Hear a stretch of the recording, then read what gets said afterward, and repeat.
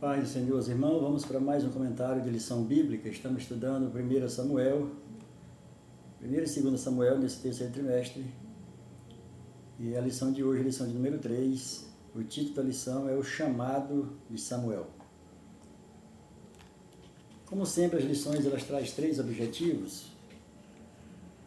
E o primeiro objetivo é reconhecer os líderes que Deus levanta.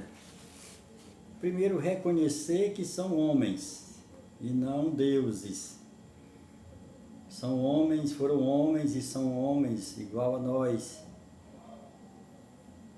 né? Com as mesmas paixões, com os defeitos. E é comum a gente colocar os homens da Bíblia do passado como super-herói, como se eles fossem perfeitos, não tivessem pecado. Mas a Bíblia diz que todos pecaram. E Deus não os chamou porque eles não tinham pecado. Deus nos chamou por conta das obras que eles tinham feito, ou pelas obras que eles não fizeram. Deus os escolheu e chamou para as boas obras que Deus quer que seja feita. E o segundo objetivo é compreender o valor da integridade. A palavra íntegro, que se relaciona diretamente a Jó, íntegro significa inteiro, pessoa ser inteiro. Acertou, está fazendo certo, fala a verdade, fez errado, fala a verdade também, é inteiro. E o terceiro objetivo é glorificar a Deus. Tudo é para a glória de Deus, nada para a glória do homem. O texto áureo vai nos dizer, então veio o Senhor a Eli. Então veio o Senhor e ali esteve e chamou-o como das outras vezes. Samuel, Samuel.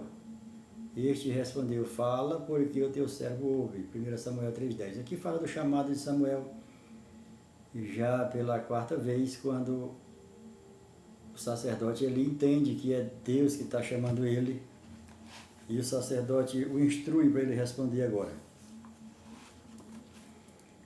A verdade prática diz, Deus chama pessoas para propósitos específicos num tempo específico. Deus chama as pessoas num propósito específico e para unir num tempo específico. A introdução à lição vai dizer, Samuel se sobressai e brilha entre outros personagens do seu tempo. A nação ainda estava se estabelecendo quando Deus o chama para servir num tempo de decadência religiosa, derrotas militares e falta de referência, né? Primeiro ponto da lição vai falar sobre vocação. Seu chamado. O Senhor chamou o menino Samuel, Samuel, este respondeu, eis-me aqui. Todo chamado é também uma vocação divina e uma resposta a um desafio, a uma necessidade histórica. Em outras palavras, Deus chama pessoas específicas para propósito específico, em tempo específico. Samuel é chamado para ser profeta numa época em que a palavra de Deus havia se tornado rara. E ainda não havia o ministério profético. E 1 Samuel 3,1, para ser sacerdote num período de declínio sacerdotal, Samuel 2,12, e para ser juiz numa época em que a insatisfação, a transição e fracassos militares, 1 Samuel 4. Quantos desafios, todos sabemos que períodos de transição são especificamente difíceis. E aqui o chamado de Samuel é tão emblemático que acaba por se tornar uma referência. Seu chamado é pessoal, Deus o chama pelo nome, é insistente, repetido 4 vezes, é inequívoco, audível, é respaldado pela liderança local, no caso, o sacerdote Eli. Quem é chamado por Deus tem clara convicção disso, muito embora se sinta aquém de tão honrosa missão. E isso é justamente o que Deus se agrada. Qual o seu chamado? A vida não faz sentido se não estiver cumprindo de modo autêntico o caminho que nos foi dado pelo Senhor. Fora do significado próprio de cada um, a vida não faz sentido. Viver fora do propósito de Deus, né? Da vontade de Deus para nossas vidas e para o reino dele. É andar na contramão de tudo.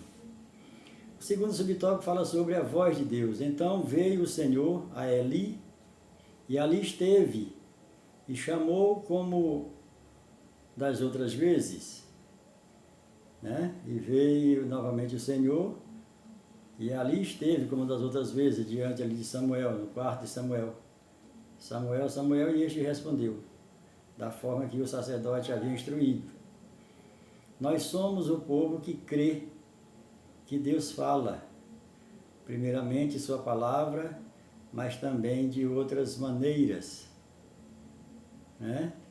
Lá em Hebreus capítulo 1, o apóstolo Paulo, escrevendo aos Hebreus, vai dizer que na antiga aliança, nos patriarcas, no Antigo Testamento, Deus fala, né, através dos profetas, né, através do sacerdote, e de juízes, e agora nos fala através do Filho.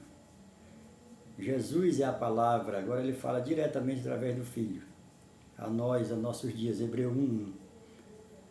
Mas principalmente falou através de Jesus, o mais legítimo e autorizado porta-voz de Deus. E aqui o terceiro tópico, fechando o primeiro ponto, vai falar sobre o novo de Deus. O novo de Deus, como qualquer coisa nova, como qualquer novidade, é comum a gente deitar fora, a gente não valorizar. E no tocante à palavra de Deus, a pessoa vai ver quem é que está falando, se a pessoa tem título, se a pessoa tem diploma, se a pessoa é bem financeiramente, se não for, ele não dá crédito, né? O novo de Deus sempre causou impacto, sempre causou divisão. A nova aliança, quando Jesus vem pregando o Evangelho, que é a nova aliança, a antiga aliança não aceitou, a antiga aliança se levantou contra. Uma coisa é você se levantar contra, outra coisa é você se irar, é você querer matar, é você querer, na linguagem de hoje, é você querer bloquear, né? É você cortar a relação. Mesmo sendo irmão da igreja, você não quer mais ouvir porque ele está falando uma novidade, e essa novidade, de certa forma, você não conseguiu digerir. E aí é mais fácil você dizer que é heresia, do que você sentar para conversar, para você examinar as Escrituras. Ninguém quer examinar as Escrituras. E esse é o problema. Então, o novo de Deus.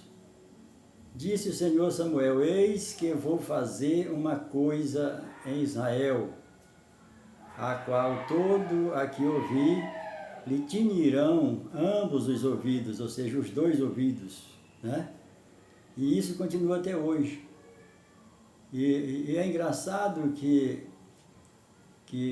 as pessoas, a liderança, os irmãos que não aceitam quando você fala algo bíblico e que ele não consegue digerir, porque ele não amadureceu, porque ele não cresceu, não desenvolveu para ter um alimento mais sólido, como Paulo fala ali, escrevendo aos Hebreus, ele vai dizer que os crentes não cresceram, continuaram raquíticos, necessitando de leite, ao invés de um alimento sólido. Da mesma forma é hoje.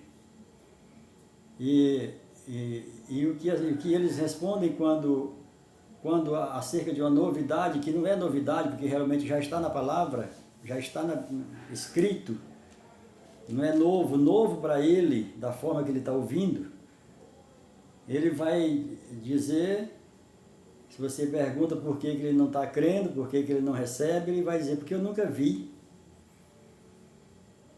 Não é o fato de eu nunca ter visto ou ouvido que não seja verdade, principalmente porque está escrito. A forma que é lido, a forma que foi colocada na nossa mente, e a gente não veio para a Bíblia para realmente ver como está escrito.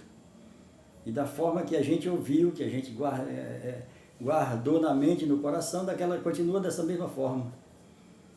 Quando vem o mesmo versículo, só que você precisa ler agora de uma forma mais de entendimento, né? Com o coração aberto, você não quer ler. Você prefere ficar com aquilo que você ouviu. E isso acontece, né? Acerca das boas novas, né? E eles vão se defender dizendo, eu nunca vi. O próprio apóstolo Paulo vai dizer que as coisas que o olho não viu, né? Que o ouvido não ouviu e que não desceu ao coração do homem é que está preparada. Então tem milhões de coisas que a gente não viu, não ouviu, mas nem por isso deixa de ser a verdade. Então, acerca do que está escrito, as pessoas bloqueiam, né? E as pessoas cortam relação, e as pessoas elas deletam, as pessoas elas fazem de tudo para se esconder daquilo que a pessoa está trazendo, porque ele não quer admitir que ele não sabe. Ele não quer se abaixar para aprender. Acerca dos dinossauros, por exemplo, até pouco tempo era difícil para acreditar, para receber. Até eu receber uma revelação acerca de que teve um primeiro mundo. Antes do mundo humano de Adão, teve um primeiro mundo de Lúcifer. Teve um primeiro dilúvio, antes do dilúvio de Noé. Está tudo lá na Bíblia, está tudo lá no versículo. E a terra se encheu de água. E o Espírito de Deus pairava sobre as águas, então ele teve o primeiro dilúvio. Porque Deus, quando fez a terra, lá em Isaías, está dizendo que ele não fez vazia. Ele fez habitada, só que não era por seres humanos. Já está tudo escrito lá. Acerca do primeiro dilúvio, acerca do primeiro mundo, acerca da doutrina da salvação, se perde a salvação, né? Que a salvação ninguém perde, porque não depende de nós, não dependeu de nós, de nossas obras, nem do que nós fizemos, nem do que nós deixamos de fazer, né? A diferença entre reino e salvação, a diferença entre céu e reino, né? Que muita gente mistura. Aqueles que ficam fora do reino não significa fora da salvação, não vai reinar com Cristo. E assim são muitas coisas que a igreja não andou, que a igreja não cresceu, que a igreja não amadureceu, os crentes não amadureceram. Porque não querem ler, não querem examinar as Escrituras. E o tempo está acabando, Jesus está voltando, e as pessoas não estão se preocupando com o reino, para reinar, para fazer algo em prol do reino. Muitas delas nem sabem o que é isso. É apenas salva. Creu em Jesus, é salva, mas não passou disso, não cresceu, não desenvolveu. O segundo ponto vai falar sobre as suas funções. O primeiro ponto fala da sua vocação. Samuel não tinha essa vocação. A mãe dele fez um voto que se Deus desse um filho para ela o devolveria para ele e entregaria para servi-lo na casa do Senhor, que até então era tabernáculo e ainda não era o templo construído. E Deus ouviu a sua oração, porque a oração que é ouvida é aquela oração que a gente ali, se Deus se Deus não intervir, se Deus não mandar, se Deus não atender, a vida não tem sentido. Então aquilo que vale a nossa vida, para que a gente, no nosso linguajar, é a oração que Deus ouve, né? E atende. Então as funções, Samuel teve um tríplice ministério, isso demonstra seu valor e importância na história de Israel. Ele foi juiz, ele desenvolveu também o sacerdócio e de profeta, né? Deus o levanta como profeta, mas ele acaba por desenvolver essas mais duas funções, o de juiz e o de profeta, né? E julgou Samuel todos os dias de sua vida, né? Que foi 40 anos. E o período dos juízes, que foi de 350 anos, e ali encerrando com Samuel não foi tido como juiz, como o último juiz, né? Afora Abimeleque e o filho de Samuel. O que fazia um juiz no contexto, o juiz era alguém capacitado pelo Espírito Santo para uma tarefa específica em favor de Israel, né? De lutar as guerras do povo de Deus, de julgar o povo quando tinha suas demandas internas, né? Isso é o papel do juiz. O de sacerdote, a palavra sacerdote no grego, ela é pontífice, pontificado. O pontífice é justamente a situação de ponte, para que tenha uma ponte, para que seja um acesso do homem para Deus, né? É o interlocutor, é o embaixador, é aquela pessoa que intervém, né? Hoje nós temos o nosso sumo sacerdote, que é Cristo, que está à destra de Deus intercedendo por nós. Então, então suscitarei para mim um sacerdote fiel que procederá segundo o que tenho no coração. E aqui, de forma errônea, as pessoas entendem que Deus chamou Samuel segundo o seu coração, assim também como chamou Davi, um homem segundo o seu coração. Mas o único homem que é segundo o coração de Deus é Jesus.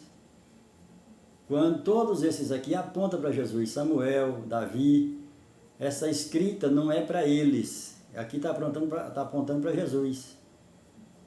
Porque todos esses homens aqui pecaram e não fizeram a vontade de Deus totalmente. Para chegar ao final do seu ministério, ao final da sua vida e dizer: está consumado. A obra que tu me enviou para fazer eu fiz, todos os que tu me entregou está aqui, e aqui está consumado, lá na cruz do Calvário, quando ele entrega o seu Espírito. Só Jesus fez isso. Então Jesus é o homem segundo o coração de Deus. Inclusive está escrito lá, Paulo escrevendo ao Timóteo, né? Paulo escreve ao Timóteo dizendo que Jesus Cristo, homem, né? Jesus Cristo, homem. Esse é o homem segundo o coração de Deus, e não Davi, não Samuel e nem outro, né? Como profeta, todo Israel, desde Dan até Berseba, conheceu que Samuel estava confirmado como profeta do Senhor. Esta foi, com certeza, a parte mais brilhante do ministério de Samuel. Porque lá em Samuel 3,19, Deus fala que nenhuma das palavras de Samuel caiu por terra, e não as palavras de Deus, como o nosso comentarista aqui, ele defende, como a maioria da igreja defende, que aqui está falando de Deus, né? O nosso comentarista aqui, que é o pastor Pádua Rodrigues, aqui nesse terceiro subtópico, acerca do profeta, ele vai dizer que as palavras de Deus não caíram por terra. E não cai por terra, não é da palavra de Deus que está falando. Aqui, quando Deus institui o ministério profético, o profeta falava, quando Deus falava que ele ia falar o que Deus falou, ele falava assim, diz o Senhor. Quando você encontra nas Escrituras que não está escrito assim, diz o Senhor, é o profeta que está falando dele mesmo. Isso aconteceu com Elias, aconteceu com Eliseu, aconteceu com o apóstolo Paulo, aconteceu com os profetas ali em Atos dos Apóstolos, né? Então, quando Deus levanta com um dom profético, ou no ministério profético, na antiga aliança, o profeta, quando ele falava aquilo que Deus tinha para falar, ele dizia, assim diz o Senhor. Aí era Deus que estava falando. Agora, quando ele dizia, como no caso de Elias, segundo a minha palavra não vai chover, ali não era Deus, ele tinha dito, assim diz o Senhor, ali foi ele como profeta, e Deus assina embaixo. O profeta Eliseu, quando falou com a sunamita, né, ele pergunta para Geazi o que poderia fazer, o que era para beneficiar a sunamita, porque ela fez um quarto na casa dela para eles, para honrar o profeta, e aí ele disse, o que é? Será que ela precisa? Porque ela é tão abastada. Aí o seu ajudante, Geazi, diz, ela não tem filho, e o seu marido já é avançado em idade. Aí o Eliseu chama a sunamita e diz, olha, daqui a 1 ano, por esse tempo, eu tornarei a ti e tu abraçarás um filho. Ela até falou, não brinca com a tua serva, não estou te pedindo nada, quer dizer, o que eu estou te dando, o que eu estou te honrando, te ofertando, não é em troca, não é barganha, né? Não é apotrofismo, né? E isso aconteceu. E ela teve um filho. Então ali foi o profeta, não foi Deus que falou, ali foi o profeta Eliseu que falou. E a palavra de Deus em Jeremias 1, 12 e 13 vai dizer que o Senhor vela pela palavra dele para cumprir. Então a palavra dele jamais cai por terra. Quando ele fala aqui que ele honrou a Samuel, que durante o ministério profético de Samuel, nenhuma das palavras de Samuel caiu por terra. Por isso é que ele foi esse profeta, né? Como todos os outros profetas, que o povo viu que era um profeta levantado por Deus. O terceiro subtópico aqui, ele vai falar sobre seu exemplo, né? O exemplo de intercessão, de reforma e acerca do crescimento contínuo. Rapidinho aqui para a gente encerrar. O exemplo de intercessão. Samuel, mesmo no final do seu ministério profético, ele despedindo praticamente do povo, ele vai dizer, quanto a mim, longe de mim, que eu não, que eu peque contra o Senhor, deixando de orar por vocês.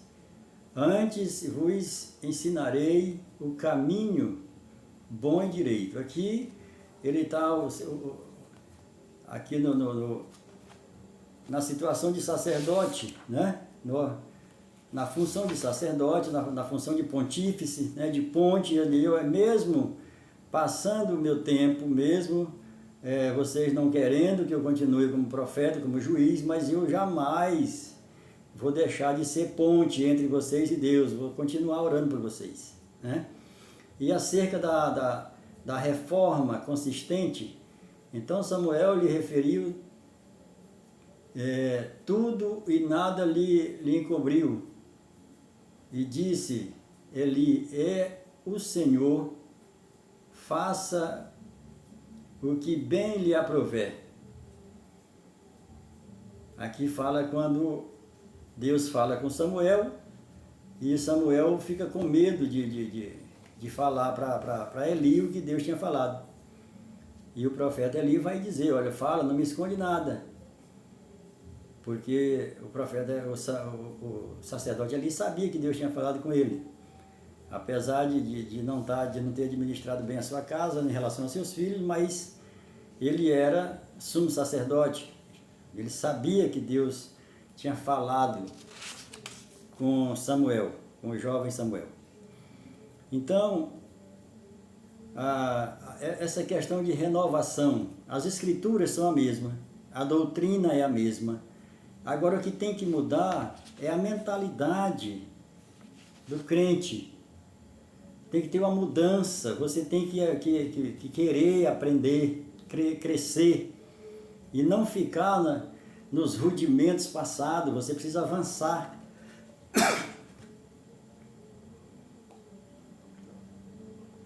Avançar no tocante ao conhecimento. No terceiro ponto aqui vai dizer justamente isso, o crescimento contínuo. E crescia Samuel, e o Senhor é com ele.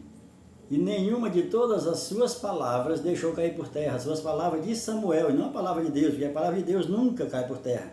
A do homem pode cair se o homem não falar de acordo com a vontade de Deus. Mas aqui é a palavra de Samuel, e não a palavra de Deus, como o nosso comentarista defende, como a maioria da igreja defende, que aqui é Deus falando, e não é. Aqui é Samuel. Nenhuma das palavras de Samuel que Samuel proferiu caiu por terra, porque Deus honrou, Deus assinou embaixo. Porque a própria palavra de Deus, quando Samuel dizia, assim diz o Senhor. Ela não tem como cair, né? Não volta vazia, e Deus, em Jeremias 1, 12 e 13, vai dizer que ele vela, ele cuida, para que sua palavra não caia em descrédito, não caia por terra. E esse mesmo crescimento aqui aconteceu com Jesus em Lucas 2, 52. E o menino crescia em estatura e em graça diante de Deus e dos homens. É assim que nós devemos crescer, o crente. Deus nos entregou de presente para Jesus, e Jesus nos deixou um penhor que é o Espírito Santo, mas nós devemos crescer. Nós não devemos ser como aquele servo que pegou esse talento e enterrou. Quando Jesus chegou, pediu de volta, só que ele só entregou aquilo que entregou, que é o Espírito Santo, está aqui, mas tu não vai reinar comigo. Quem vai reinar é aquele que trabalhou, aquele que fez algo, aquele que arriscou a sua vida, a sua posição, que arriscou tudo, né? Por amor do meu nome. Esse vai reinar comigo. Aquele que não é apenas salvo.